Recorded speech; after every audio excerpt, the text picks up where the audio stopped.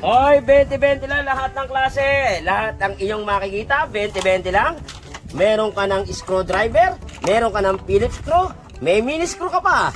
At meron ka rin, ano ba to? Panglababo na. No? Sa pangripo. Meron tiyane, may pang-ahit, meron pang panahod ng gripo. Kung halimbawa itong mamanicure ka, meron din. Hoy, alika na, alina kayo! 20 lahat ng klase, 20 lahat ng klase.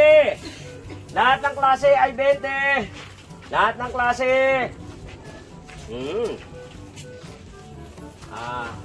Boss? 20 lahat ng klase, boss. Lahat yan? Oo, lahat ng klase, 20 pesos lang. Ba?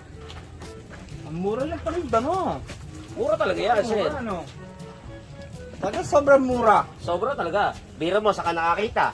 Kung mahina na ang parinig mo, meron tayong solusyon dyan. Oh. Gamitan mo ng cotton bud. Aba, oo na. Para luminaw ang iyong pandinig. Tama.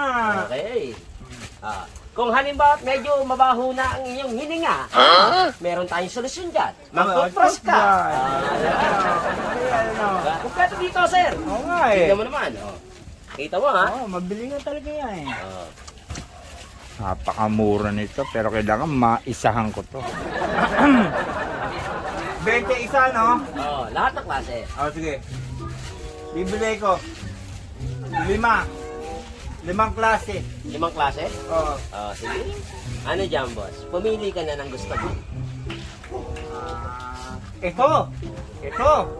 Okay, ito. Mabili ko sa ano eh. Ito. Maganda to. Mabili ko eh. O bakit? Di ba nakalagay lahat ng klase 20 pesos? Oo. Ito, dalawa na. Ha?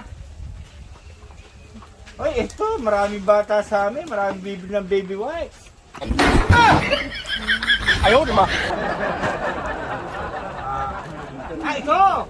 Maraming nagsusok na ito, maraming may kutulong sa amin eh. Mabili ito. At saka ito, lalo ito, panghugas ng plato. O, tama na ba? Tama na ba ito? 5 yan, ha? Oh, bakit? 20 pesos ang isa. Wala ka naman nakalagay ng 20 pesos sa isang piraso dyan ah. Sige, tinan mo, may nakalagay ba? O, 20 pesos isang tray. Tama-tama ito. Hindi na ako yung resibo.